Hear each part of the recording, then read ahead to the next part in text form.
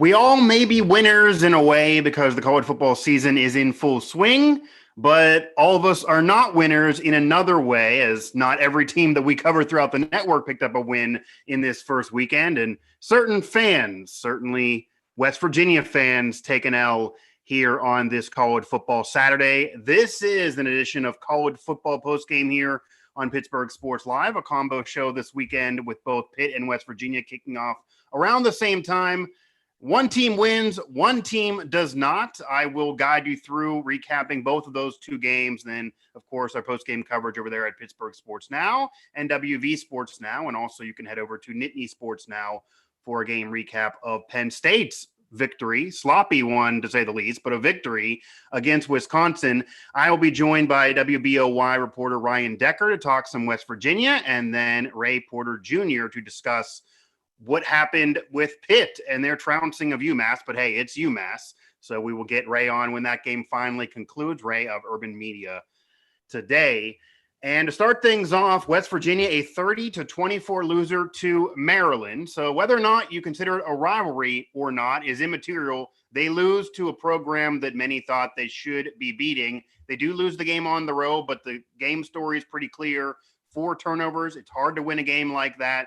Jarret Doege, maybe good early, not good late. The defense, good early, not as great late, allowing that last touchdown to Maryland to seal things. And the Maryland version of Tua, the little brother, throws some laser beams out there. The Mountaineer defense could not handle. I will now bring on Ryan Decker of WBOY. Ryan, certainly a familiar face to our viewers from your work on the postgame shows last year during football and basketball season. Thanks for joining me again. Yeah, of course. And obviously 4 turnovers, it's rough, but what else can you take away from this game in terms of meeting your expectations going in and now where you stand? We'll get to where the climb is here in a moment, but yeah, I think most thought, and certainly the Vegas odds dictated, that West Virginia would at least compete better in this game. Not everyone picked the Mountaineers to win, but you look in the pregame shows, it was about split, and it was a solid game for 25 minutes in and then kind of unraveled. How do you now feel about this West Virginia team in comparison to how you felt entering the game? I mean, it's certainly not as good as I did entering the game. I actually thought WVU would win, maybe not comfortably, but they'd at least look somewhat good doing it. You know, West Virginia, the first, just say 15 minutes of this game, the first quarter was good on offense, not so great on defense. The defense clamped down after that. The offense just really could do nothing after that. Neal Brown, I don't think it was his doing, but he kind of disappeared after that first quarter as well. It seemed like the offense really did not go back to him, or at least in times where it made sense to go back to Neal Brown at times in that game, especially the longer it went on. But I mean, I think the biggest area of emphasis coming out of this game is one that Jarret Doege, at least we don't see the progression that he supposedly made in the offseason through this first game. And that offensive line that I think a lot of us thought was going to be very beefed up, was going to look a lot better here this season than it maybe did a year ago or in the years past. It didn't have nearly as solid of a game this time out as it should have. So hopefully those things get cleaned up for next week against a Long Island team that you know, it shouldn't be much of a game next week, but a lot of question marks, I think, certainly after this game here against Maryland. Yeah, as you mentioned, the Mountaineers do transition into what should be a victory, which should be able to get that one W on their schedule, similar to what Pitt did schedule-wise, kind of adding that game to their schedule to begin the year, which is why they're now 1-0. But the Mountaineers can't feel too comfortable even after getting that victory because, again, this is a Maryland program that maybe they're on the rise. They built these new facilities. They do have a studded quarterback with that family lineage. But based on where the program was last year, based on getting to 7+ wins, getting the bowl victory, beating a solid team, and then everything we heard in the offseason, it does feel like a lot of this season is going to hinge on Jarret Doege because, yeah, Neal Brown wasn't as dominant in the second half, but you can't ask him to just carry you on your back all the way through. And to also be fair to him, the offensive line seemingly got worse as this game continued on. I think that was an underrated part that maybe that's a defense of Doege too, actually, if you want to go to that side of the coin, because the offensive line basically cannot be this bad for this team to have success offensively. Jarret Doege You figure him to be better than he was last year and to progress, but he's not a Heisman winner by any means. And Letty Brown maybe has that ability, but I think teams are starting to figure out that it's Letty Brown's show, and that's pretty much it. So you can't let him on his own. If the offensive line is not better, it's only going to make it harder on these receivers. Is that kind of how you feel in terms of the offensive line unraveling things, or is there anything else in Jarret Doege's game that you didn't see that maybe you thought would be there? We certainly heard from camp. He looked good in camp. He talked in all these videos we have on the channel about being so confident. He was accurate. He talked about how he's going to do that this year. This seemed more Texas Tech. This is Texas Tech Jarret Doege, which is worse Jarret Doege than we saw even at the end of last year, as Ray Porter Jr. here will join us here in a second. But just what occurred, I guess, just watching Jarret Doege in particular that we still need to see from him.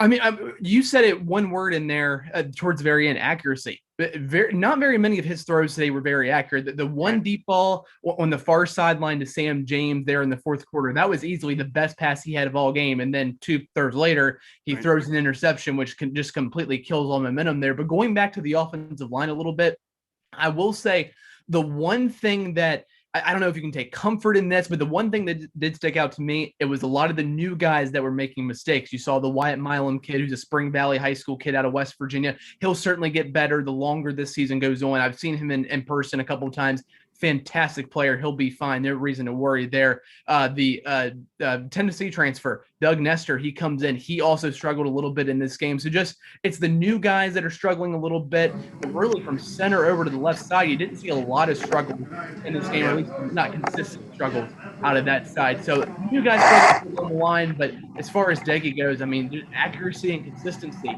And he didn't even seem to have a lot of that pocket presence you always talk about with quarterbacks. Right. He didn't seem to have that through a lot of this game. I mean, a number of times he either didn't feel that weak side pressure or he barely felt it and still wasn't able to really escape like a quarterback who's played all of this college football should be able to do. I mean, he got outplayed by a guy who's played 2+ seasons, fewer games at the collegiate level. That's what happened today. Yeah, and of course, again, Tua, I'm going to call him Little Tua right now. Yeah.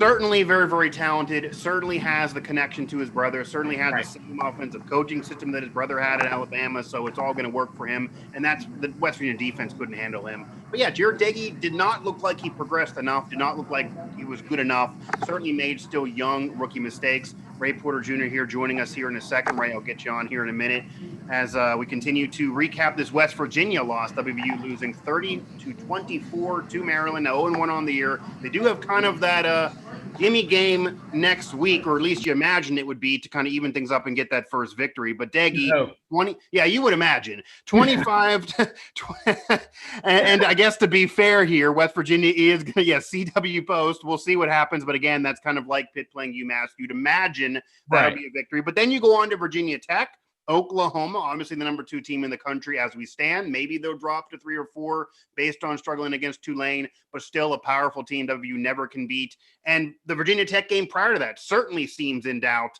based on what you're seeing. And that's another game that I would say is more of a rivalry, but that's another game that the Mountaineer fans are going to want to win. That's another game part of the climb that doesn't seem there. But Doege, again, going to his stats, 25 for 42, 296, a touchdown, but 2 picks. The rating doesn't matter when you have those 2 picks. Sacked 3 times, which goes back to the offensive line discussion. And Letty Brown, 17 carries, 65, an average of 3.82 TDs, a 14-yarder.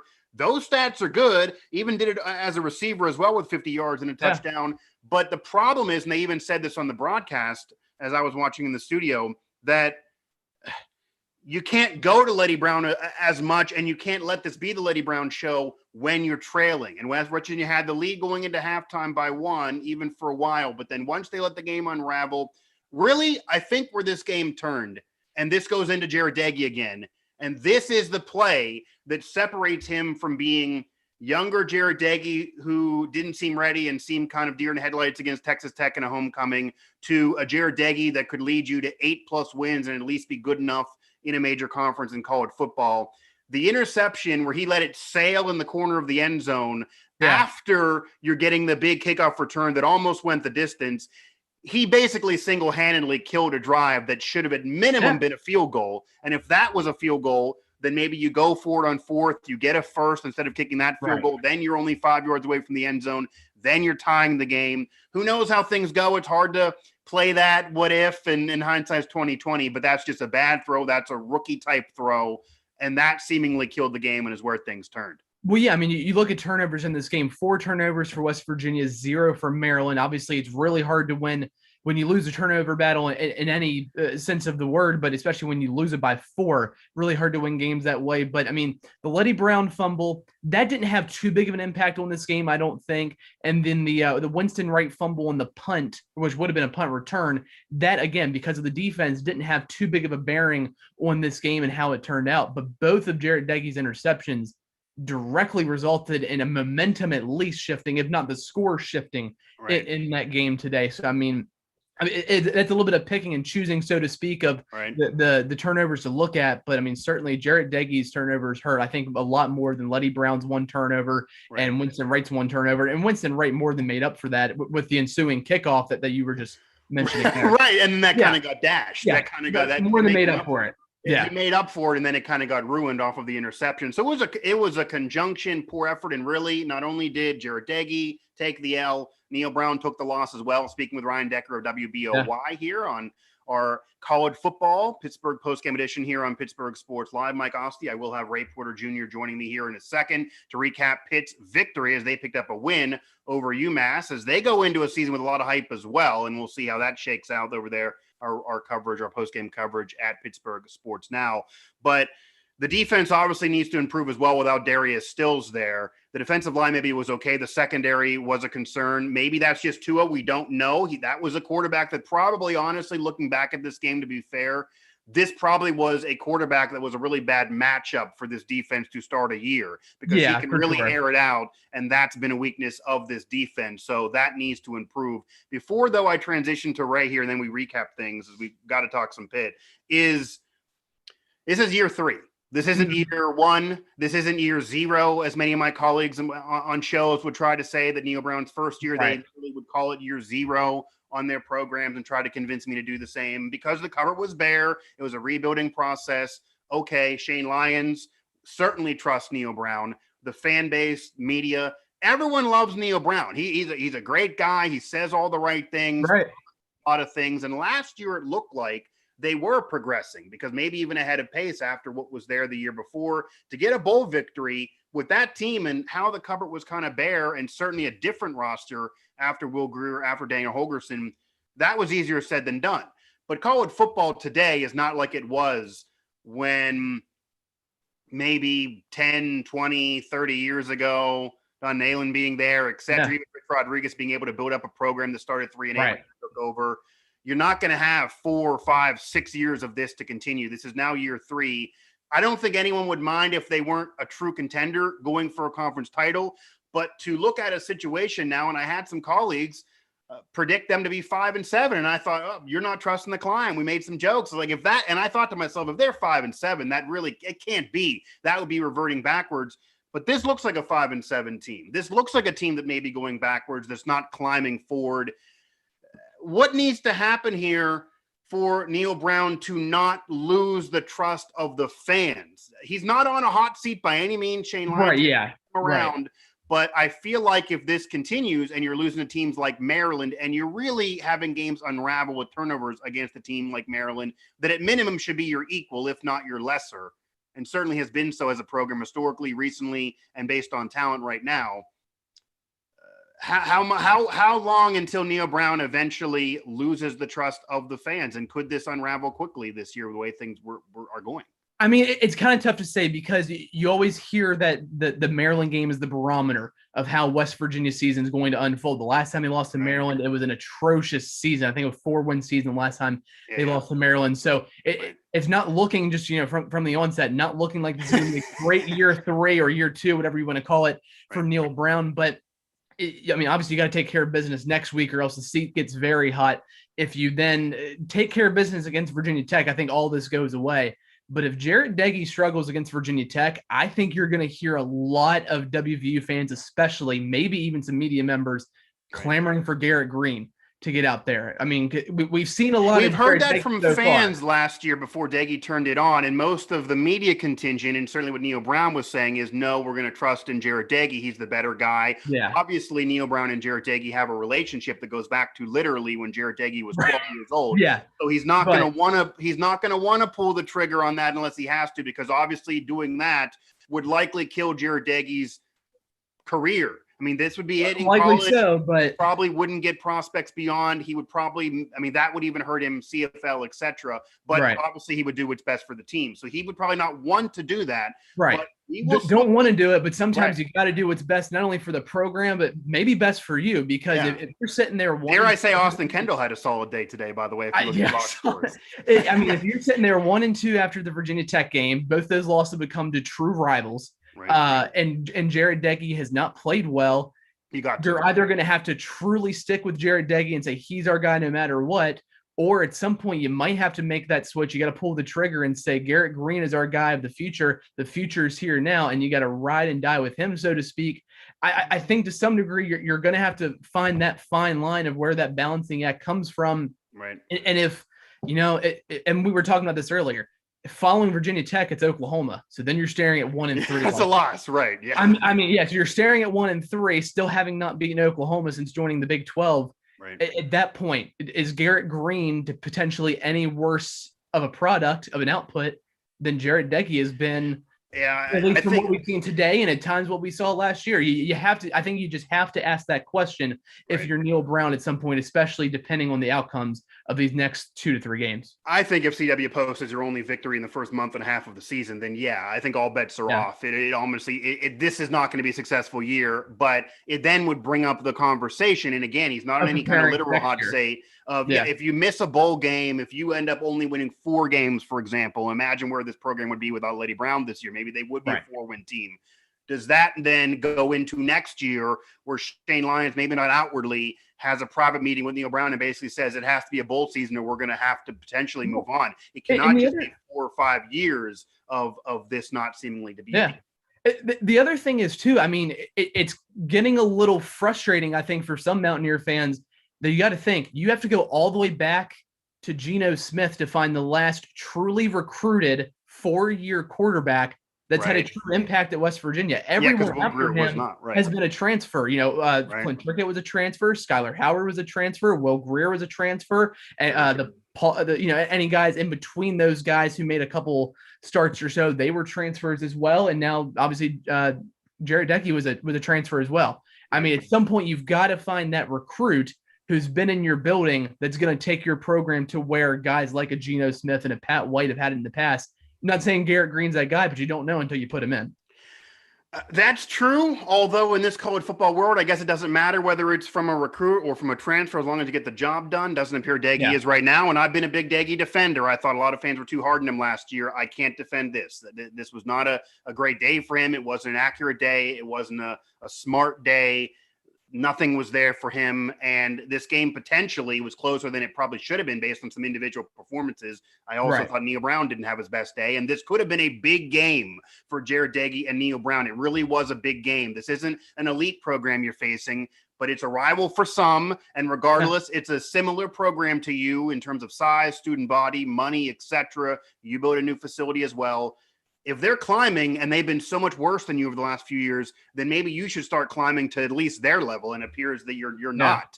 So we will see once you get into conference play, get a win next week, you'd imagine. But then Virginia Tech certainly seems to be in doubt as we stand. Speaking with Ryan Decker. As we're speaking with Ryan Decker here, WBOY, on our college football edition of Pittsburgh Postgame on PSL. I'm Mike Asti. Hit that subscribe button. We are now going to transition over to a team that did win a game over there at our flagship over there at Pittsburgh Sports now. Pitt picked up a victory. So be a little bit more of a positive conversation for the Pitt fans tuning into this segment of the show. Pitt with a big win over UMass. Kenny Pickett turned it on. The Kenny Pickett show existed. Although, of course, 51-7 the final score. It is UMass. So Ray Porter Jr. from Media Today joining me here on the show. Ray, definitely appreciate you joining me. Definitely appreciate it from your undisclosed location there inside covering the game. I've done shows at that exact spot that I recommended you go to in this situation. But Ray, how do you How do you gauge this Pitt team from this game? Because obviously Pitt took care of business. Kenny looked great. Certainly expectations on Pitt this year as a team, on him in general, on the defense, on Narduzzi. We're seeing some colleagues, we're seeing some people expecting 9, 10 wins as being possible. It's not necessarily murderer's row of a schedule, besides the usual ACC suspects. You get a shellacking of UMass, but it is UMass. You're not going to do this to most teams. Kenny Pickett's going to have a tougher time against other teams, you would imagine. So a big win, but UMass. How can you gauge this Pitt team from this game moving forward now into tougher games coming up? Yes, sir. Definitely. Definitely a great question. And greetings. It's great to be here, Mike, and to you as well, Ryan. It is a greeting. You went through the memory lane with all the West Virginia names there, Pat Royd, and Yeah, I wanted to hear Steve Slayton. Well, Lenny Brown's doing it enough that I guess they don't have to wax poetic about Steve Slayton. But yeah, for sure. But that's where the program is right now. The game itself, it kind of reminds me of something that Mike Tomlin always says when a game goes well. Pitt was very consistent in all three phases, in offense, defense, as well as special teams. Even the missed extra point. I mean, when you're up like 13 points, a missed extra point's not going to hurt you. Sure. But the fact is that they were just very consistent, and it's easy to say you're supposed to win games like this, but I think the biggest trap to a game like this is when you think you're coming in here and all you have to do is show up, and then you get surprised. But Pitt was prepared.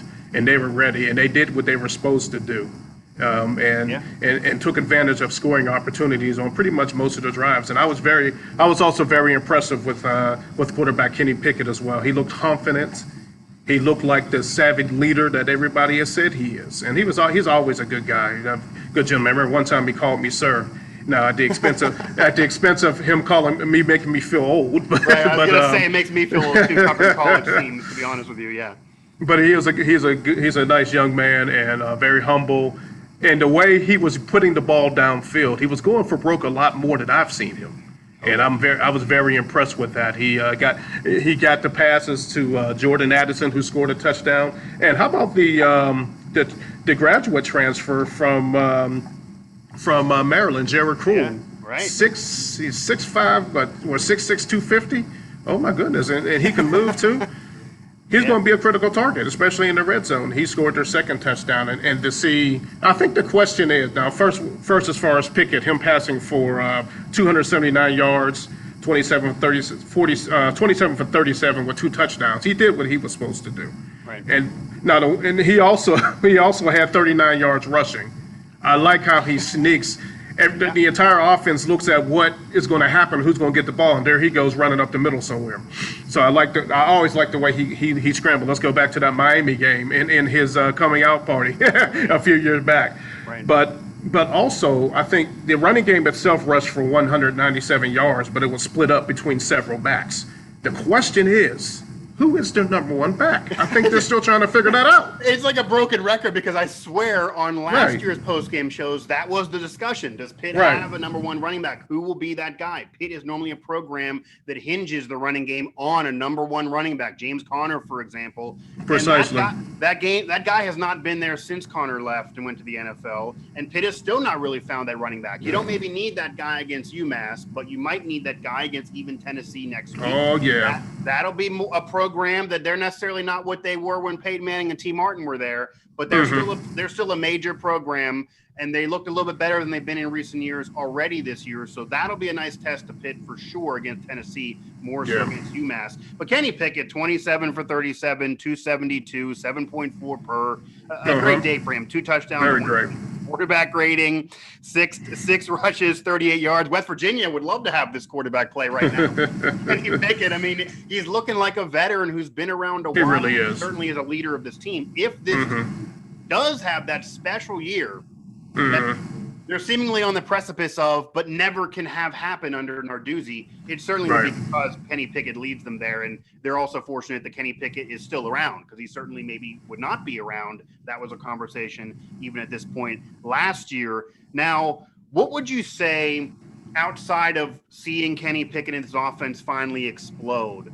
What else would you maybe say, maybe going to the even defensive side of the football, that you noticed from this Pitt team that looks better than last year, that maybe gives you more hope than last year? Because obviously a great defensive effort as well, only holding UMass to 7, and that's towards the end of the game. Hard to gauge it against UMass, but Pitt is getting a lot of hype entering this season. A lot of hype entering this season. A lot of hype. And that wasn't the case last year. They certainly didn't end well last year. No. Are you seeing anything now from one game in that gives other reason for this hype to be warranted besides just Kenny Pickett? Yeah, and I don't want to sound premature when I say this, but the defense had a look to them. They had a swagger to them. Okay. Like, as if to say, you're not going anywhere, and we're going to make sure you're not going anywhere. I mean, they just pretty much shut down the run. And I was looking at the final stats on how often Lytle from Massachusetts was sacked. But they got sacked several times. And they if they could keep this up, because we know, I don't care how long you've lived on this earth and seen championship games, defense still wins championships. Yeah. And if this defense lives up to what Pat Narduzzi is known for, what he was known for back in Michigan State, then this will definitely be a special year, because then you'll start winning games and low score games as well. But the defense to only give up 7 points, and the 7 points came on the result of capitalizing off a turnover when the ball snapped over Nick Patty's head, the backup. Right. The fact is they pretty much did shut this team down. So I like the way they responded. And I mean, the pressure they put on the UMass quarterbacks was pretty impressive. So yes, we want to see this when they start playing teams like Tennessee, SEC battle tested, as well as the Atlantic Coast Conference teams as well. But their defense showed me a lot today. And you could certainly argue, and again, UMass, but you certainly can argue that we've seen a dominating performance from a Pitt team, even in victories against anyone, in a while. I mean, and again, Narduzzi came to Pitt with a defensive mindset. He has to bring that. That hasn't always been there, despite some talent being there with Hamlin and company. The defense sometimes has bended and then broke a little too much. So this effort could continue on, certainly could propel Pitt onto a pretty solid season. Ryan, getting you back involved here, going to the next couple weeks for West Virginia, and that does include the Virginia Tech game now. You lose this first game to Maryland. There's nothing else you can do about it other than brush your shoulders off and move on to the next one. I'm sure that's what Neal Brown's saying right now in his post-game press conference while we're doing this show.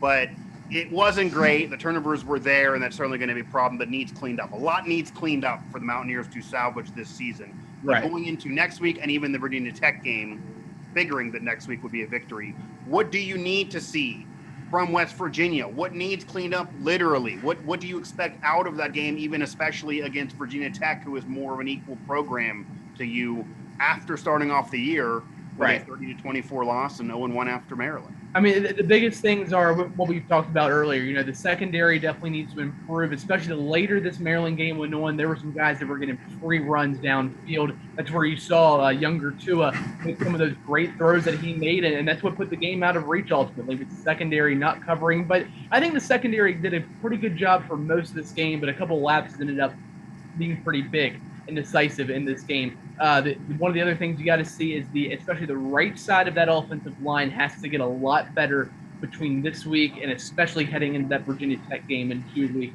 A lot of breakdown on that side of the offensive line. But again, it's those newer guys that are still trying to find their rhythm, trying to find that communication with the other side of that offensive line. I think that'll get worked out certainly next week and as the season moves on. But Jarret Doege, I mean, that's got to be the focal point.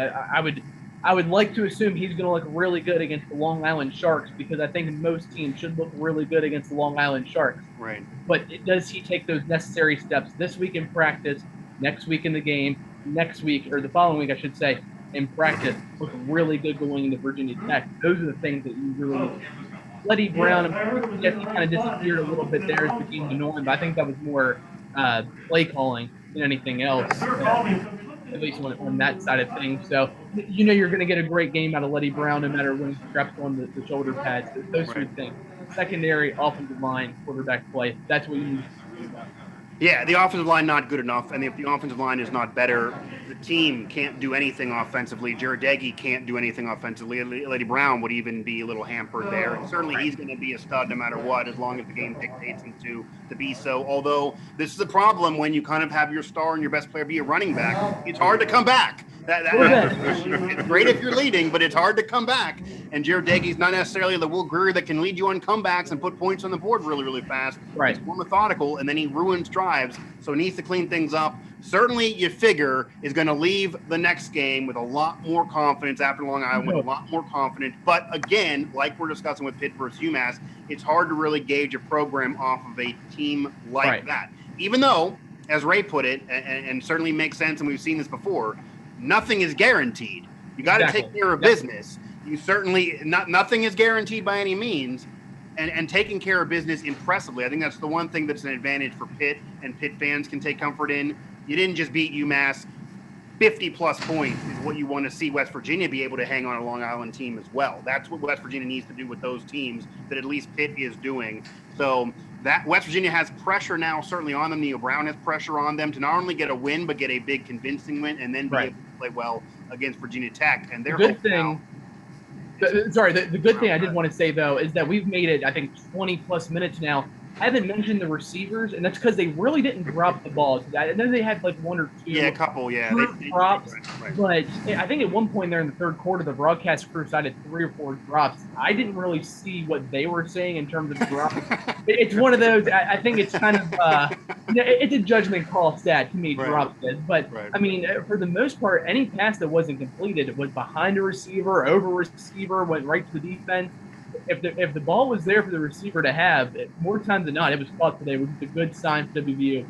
Certainly something you needed to see out of this game. So that's certainly a positive for Mountaineer fans. You don't have to talk about drops today like you did all of last year. Yeah, and I will say that's another positive because that was something that needed to be worked on through the offseason. Yeah, and last year, the defense of Jarret Doege, which I had said myself, is he only has a certain ceiling, and if the receivers are dropping passes, they're making it harder on him. There were some passes that were money that they would drop. In this game, it appeared that if he threw it on target, they caught it, and if he didn't throw it on target, maybe they would quote-unquote drop it. But there were some passes that he sailed a little high. That's why you saw so many turnovers and why they led to turnovers. Wrapping things up, though, Ray, going to that game against Tennessee. I mean, you take care of business against UMass. You land-based UMass. Kenny Pickett looks like an all-pro. Everything goes well for Pitt, diversifying the offense on the ground through the receivers. The defense puts up a stellar effort as well. But again, UMass, what do you need to see and what do you expect to see in the game against Tennessee? What would be some keys to that game against Tennessee, which certainly a program much more on your level, even though they also need to improve themselves, kind of try to get back to glory as well? To quote Mike Tomlin again, the standard is the standard. I just wanted to have an excuse to say that. But you got to get that out there. I cover the Steelers as well, so we've personally heard that a lot. So yeah, the standard is the standard. The way Pitt played in each quarter, they scored at least 10 points. Right. Next week, you have to just capitalize. You get into the red zone, you got to score touchdowns. You can't settle for field goals and then do the happy dance. Now, if the final points result in the win, 3 points, that's one thing, but don't go up 6-0 against a Tennessee team in the first quarter when you should have been 14-0. So I think the key is capitalize on your scoring opportunities and get into the end zone. Watch the mistakes, watch the false starts, watch the offensive pass interference, watch the ineligible receiver downfield. Right. You got to be ready because you're playing at their home, and that's regardless. That's a tough place to play. Thank you, exactly. And what is it with the media, the local media here, saying that Tennessee's a horrible team? I heard someone just say that yesterday. Tennessee's terrible. They might be going off of Tennessee the last few years. Tennessee did get a victory, a big win over Bowling Green, 38-6. So they lost in week 1. They did. This isn't Peyton Manning's Tennessee Volunteers. I think maybe some people are hard on Tennessee because they think they're with Alabama, but they're not. But they certainly could beat Pitt. That's going to be a home game. Tennessee's look good. You could argue Bowling Green's more of a test than UMass. If they find quarterback play as well, I would say one key from just watching some of that game.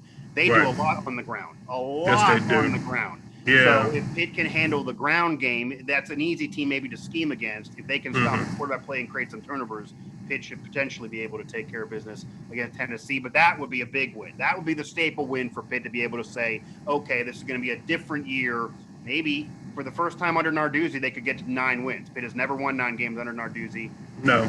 This could be the year, but certainly winning that game against Tennessee, even though it's not a conference game, that would still set the tone. That would be a staple win. That would tell people in conference, Clemson, Notre Dame, it's a better Pitt team this year than you've seen in the last couple years. They go into Tennessee, and Tennessee wins by 10 or 15. Since Tennessee is not yet an elite program, they're kind of middle of the road as well. That may show some Pitt fans that maybe they're not there yet. So that's a big game for Pitt, kind of like it certainly is what West Virginia had against Maryland, and they dropped the ball. So we'll see if Pitt can handle it and pick it up and do well against Tennessee. I appreciate both of you guys being on the show for sure. Ray, I'll let you get home as you were covering the game in person there at Heinz Field. Big win against UMass, start off the season 1-0, and then, of course, not the same situation for West Virginia, a 30-24 loss against Maryland, although maybe a higher level opponent, but it doesn't matter. West Virginia's now going to get that game against that quote-unquote gimme win next week, and we'll see what they do. They got to take care of business. Pitt took care of business. We will see if West Virginia can as well. So, again, guys, I definitely appreciate you both being on the program, and we'll talk. Thank you. We'll talk to you again throughout the rest of the season. Definitely hope to get both of you back on. So have a good rest of your night. Have a good rest of your summer/fall, whatever you celebrate right now. Have a good rest. Right. On this Saturday, absolutely. So again, Ray Porter Jr. with me, and Ryan Decker of WBOY, and Ray Porter Jr. of Urban Media Today. Ray covering that game at Heinz Field. Pitt's big victory over UMass. And Kenny Pickett, honestly, he takes a little bit too much flack for me from some of these fans. He's been getting flack the last several years from some of these fans. He's not Dan Marino by any means, but he's good enough to lead you. He's asked to do a lot. I actually think Pitt would be better off if he's not asked to do as much as he was in this game. Maybe showcasing himself, though, because, of course, it was UMass. But Kenny Pickett quieting the doubters. I'm happy he's back for his sake. He's a kid to root for sure. There's no really reason to root against him. A nice guy, tries hard, and has continuously progressed over the years. Really the leader of this team. Does it through the air, does it on the ground. If the offensive line holds, if they get several weapons as receivers, it's usually been one man. If they can kind of diversify things, get more versatile, and then can maybe find a running back, as they haven't been able to do that yet, that'll make it easier on Kenny Pickett. But a great game from Kenny Pickett, to say the very, very least. It was UMass. We'll now see what happens against Tennessee. But Kenny Pickett quieting doubters, and I don't think Pitt fans give him enough credit. I don't think Pitt fans realize how good he is or give him the credit to being as good as he is. But the story for Pitt, basically perfect football. It could have been better early on, as Ray put it. You got to have those field goals be touchdowns against programs like Tennessee, maybe not UMass. You can turn it on late. You can't do that against more equal teams to you.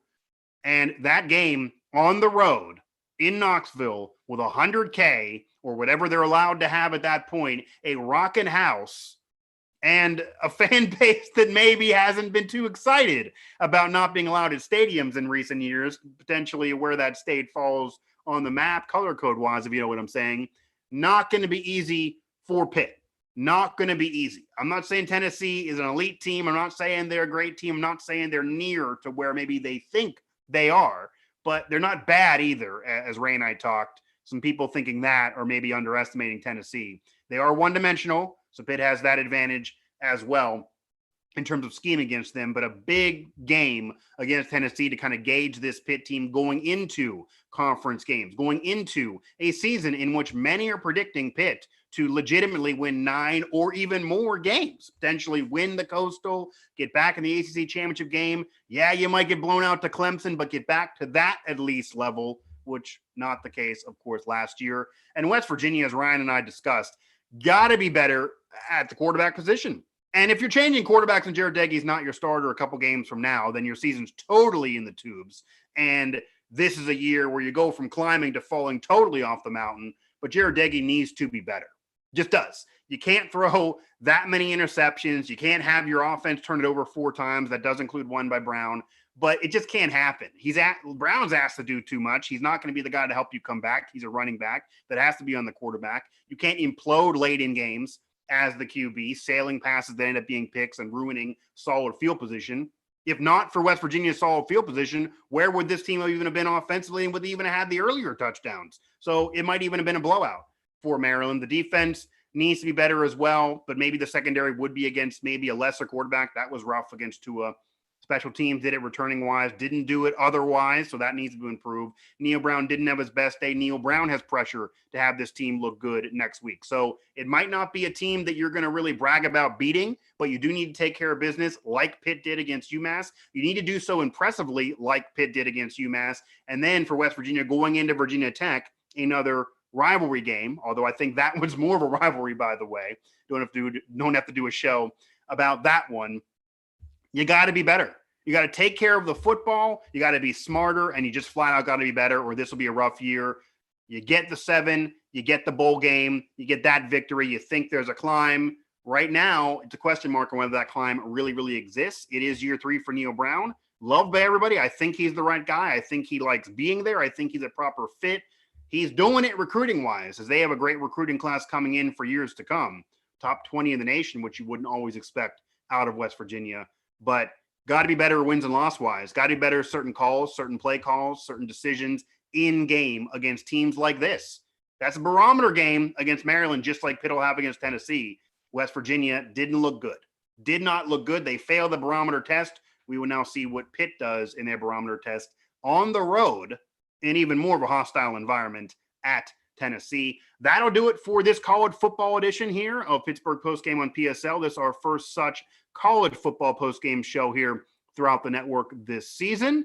Of course, this is a combo show due to the kickoff times. They won't always be this way, guys. They won't always be combo shows. I know these fan bases probably maybe they're rolling their eyes. Not always going to be like this, but it had to be, or else you'd be waiting for 2 hours for postgame shows when they kick off within a half hour of each other. Question mark about whether we'll be having some of these for Penn State as well. Maybe that'll happen. Certainly big games. I'll bring them to you if nothing else, by the way.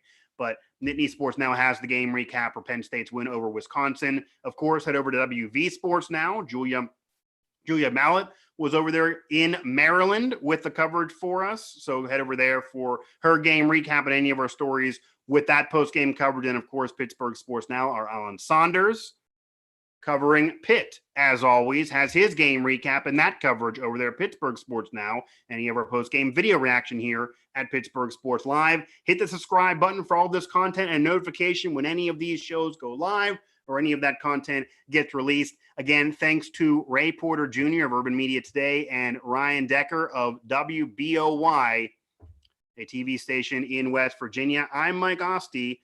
Pitt gets a win. They take care of business. West Virginia struggles. Loses a tough one against a quote-unquote rival on the road to Maryland. Question marks around both of these two teams still, but certainly Pitt fans have a lot more reason for optimism